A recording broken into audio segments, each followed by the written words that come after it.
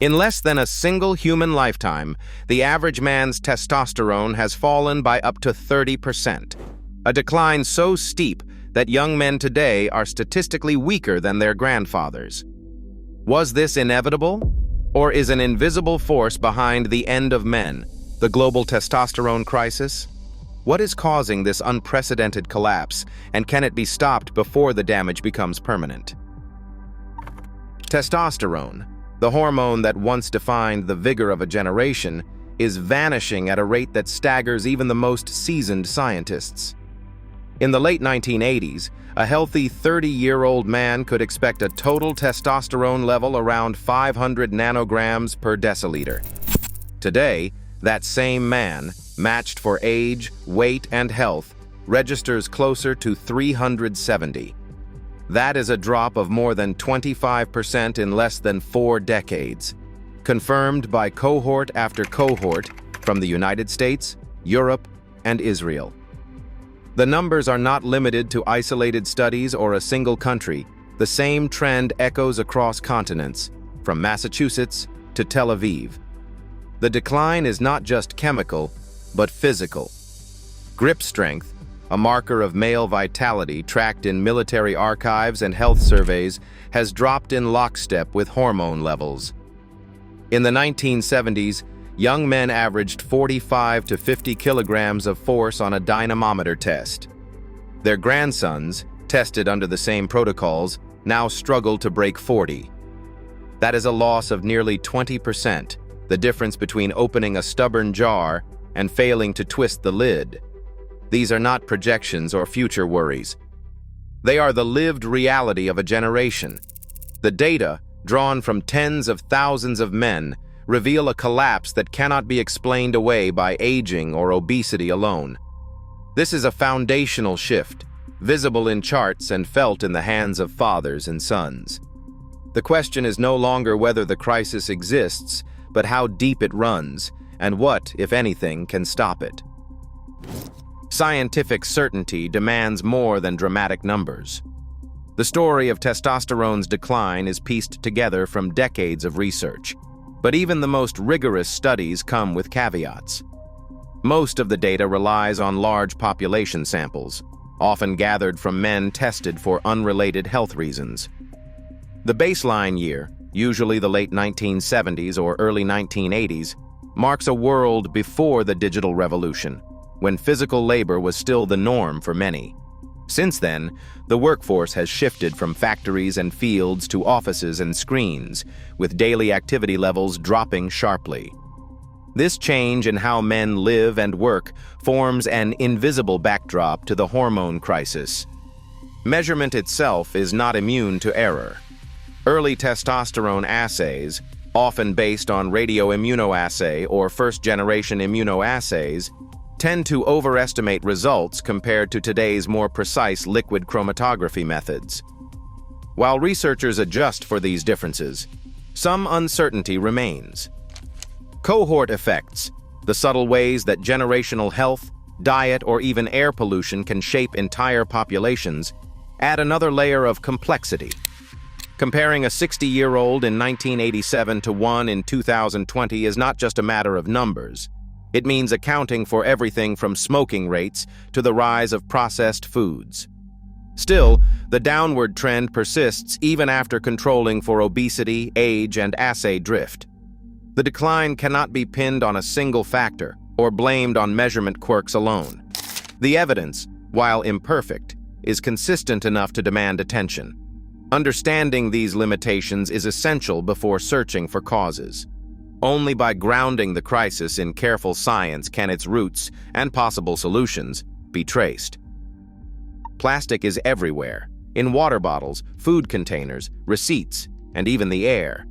But the threat it poses is not just about waste, it is molecular. Scientists now use the term endocrine disruptor for chemicals that can hijack our body's hormone system. Bisphenol A, known as BPA, is one of the most studied. Found in polycarbonate plastics and epoxy resins, BPA can leach into food and water, especially when containers are heated or scratched. Once inside the body, BPA acts like a counterfeit hormone. It binds to estrogen receptors on cells, sending false signals that disrupt the normal production of testosterone. In laboratory studies, BPA exposure reduces testosterone synthesis in Leydig cells, the factories in the testes responsible for making this hormone. Animal experiments show that even low doses can suppress key genes and enzymes needed to convert cholesterol into testosterone, while also damaging the cell's mitochondria and triggering programmed cell death. Human biomonitoring links higher urinary BPA levels with lower testosterone in men, though not all hormones are equally affected.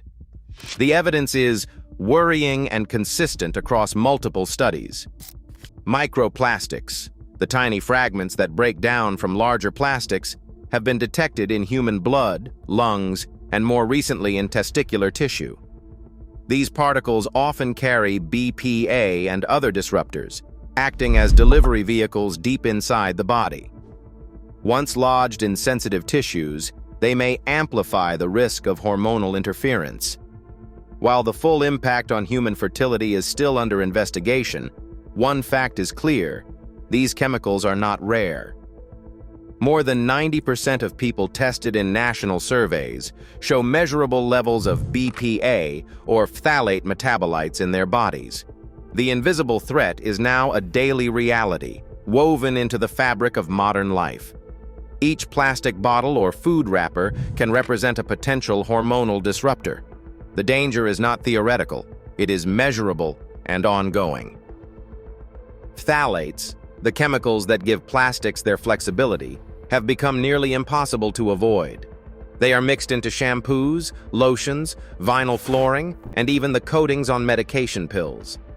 Every time a bottle is squeezed or a synthetic fragrance lingers, these compounds can seep into the body. Testing from the Centers for Disease Control and Prevention shows that nearly every American has detectable levels of phthalate metabolites in their urine. The problem goes well beyond personal care. Food packaging, takeout containers, and even some children's toys are common sources. This omnipresence has triggered a fierce debate over how much exposure is truly safe and who gets to decide. In 2012, the Food and Drug Administration convened a panel to review the evidence on phthalates and similar endocrine disruptors. The panel split by a single vote, 5-4, in favor of declaring low-level exposure safe, despite growing evidence from independent scientists about subtle hormonal effects. Two panelists resigned in protest, citing industry influence and the exclusion of key testimony from toxicologists who had studied low-dose impacts. Internal documents later revealed that lobbying groups representing chemical manufacturers had spent millions pressing for a favorable outcome, shaping both public messaging and regulatory language. Despite this, the science has not stood still. A 2020 study put the phthalate burden to the test. Volunteers eliminated plastic-packaged foods and switched to glass and stainless steel for just 1 week. The result was a 30 to 50% drop in urinary phthalate metabolites, measured by independent labs. The body begins to recover almost immediately when exposure is cut off, but returning to typical habits brings levels back up just as quickly.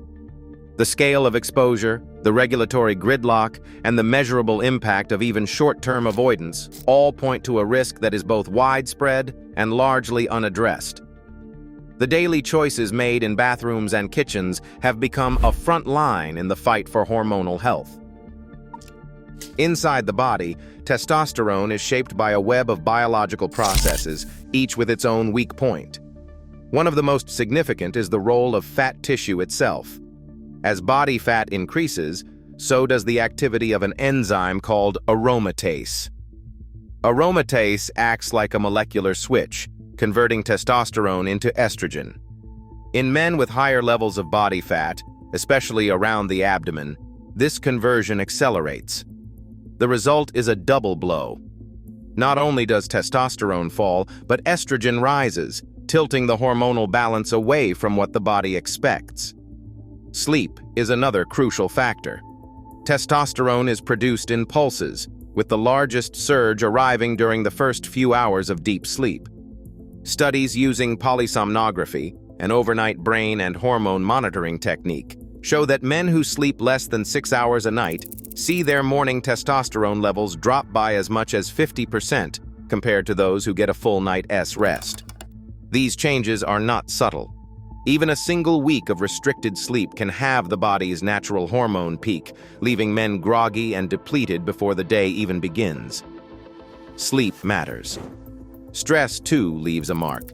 Chronic psychological or physical stress triggers the release of cortisol, a hormone designed for short-term emergencies. But when cortisol stays elevated, it interferes with the body's ability to produce testosterone. Research shows that men with chronically high cortisol levels can experience testosterone drops of 15% or more. Over time, this hormonal tug-of-war wears down the body's resilience, making recovery from daily life harder with each passing year. These mechanisms, aromatase activity in fat, disrupted sleep cycles, and persistent stress, work in concert, slowly eroding the hormonal foundation that underpins male health. Mark is 39 years old. He works rotating night shifts at a logistics warehouse, and he eats most of his meals from a drive-through or a vending machine. He does not look sick, but the numbers tell another story. On his last lab panel, his total testosterone measured just under 300 nanograms per deciliter, a range once reserved for men in their 70s. Mark's story is not rare. In large studies of shift workers, men who sleep irregular hours or get less than 7 hours a night have testosterone levels up to 20% lower than those with regular, adequate rest. The reasons go beyond sleep alone. Mark's diet is heavy on processed foods, packaged sandwiches, protein bars, sugary energy drinks, and microwave dinners. Every day he consumes soy protein and refined carbohydrates, both of which are linked to hormonal disruption. Soy contains phytoestrogens, plant-based compounds that mimic estrogen in the body. High intake can nudge the hormonal balance away from testosterone, especially when combined with chronic insulin spikes from sugar. Research shows that men with diets high in processed foods and added sugars consistently have lower testosterone, even after adjusting for weight. For Mark, the effects are tangible. Fatigue that lingers, a drop in motivation, and a sense that something fundamental has changed. His experience is echoed in cohort studies, where the combination of poor sleep, stress, and processed food drives down hormone levels across entire populations. Mark's baseline, just below 300, puts him on the edge of clinical deficiency, a number that calls for urgent action before the damage becomes permanent. Restoring testosterone is not a mystery, but it does demand action. The first line of defense is resistance training. Decades of randomized trials confirm that heavy, compound lifts, squats, deadlifts, and bench press, performed 3 times a week, can raise total testosterone by 15 to 20% in men starting below 350 nanograms per deciliter. The effect is not just temporary. Over a 12-week cycle, free testosterone climbs, energy returns, and the body begins to rebuild lost muscle. The protocol is clear. Focus on progressive overload, keep rest periods short, and aim for 3 to 5 sets of multi-joint movements. Form matters more than weight. Injury stalls progress, but consistency compounds results. Cold exposure is the next tool. Short bursts of cold, 2 to 5 minutes in a shower or ice bath, activate brown fat and trigger an acute hormonal surge. Studies show that testosterone can spike by up to 10% immediately after cold exposure, though the effect fades within hours. The value lies in stacking these surges with resistance training, amplifying the body's adaptive response. For safety, start with cool water and gradually lower the temperature. 3 sessions per week, never to the point of shivering or numbness, are enough to harness the benefits without risk. Diet is the foundation. Testosterone is built from cholesterol, and the body needs fats, especially omega-3 fatty acids from wild fish, eggs, and olive oil to keep hormone production steady. Clinical trials recommend that 30% of daily calories come from healthy fats, while trans fats and added sugars are kept to a minimum. Organic sources reduce the risk of pesticide residues that may further disrupt hormones. Processed foods, especially those high in soy protein and refined carbohydrates, should be limited. Instead, prioritize whole foods, grass-fed meats, nuts, seeds, and plenty of leafy greens. Plastic avoidance is a critical but often overlooked step. Swapping plastic containers for glass or stainless steel, refusing bottled water, and choosing personal care products free of phthalates and parabens can lower the body's burden of endocrine disruptors. In intervention studies, these changes cut BPA and phthalate metabolites by 30 to 50% in just 1 week, with indirect testosterone gains of 5 to 10%. Every swap matters. Even small reductions in exposure can tip the balance back toward hormonal health. These interventions are not theoretical. When combined, they offer a path to reclaiming what has been lost over decades. The next step is tracking progress, measuring hormone levels, monitoring symptoms, and holding the line against relapse. The protocol is strict, but the science is clear. Action begins now. Mark's kitchen looks different now. Plastic containers have vanished, replaced by rows of glass jars and stainless steel lunchboxes. Every water bottle is metal, every leftover sealed in glass. For 12 weeks, Mark followed a strict routine: 3 heavy lifting sessions per week, daily cold showers, a diet built around wild-caught fish, eggs, and olive oil, and a total ban on plastic packaging. Each change was logged, every meal and workout recorded. His personal care products, shampoo, deodorant, even toothpaste, were swapped for phthalate-free options. The protocol was relentless, but the goal was clear: cut exposure, rebuild hormones, and track every step. Discipline. Right now, 1 in 4 young men faces testosterone levels considered clinically low, a shift hardwired into daily life. As chemicals and habits reshape our biology, the question is not just what has happened, but what kind of men we become next. Our environment is rewriting masculinity in real time. The outcome depends on choices made today, not tomorrow. What do you think? Does this crisis demand action or acceptance?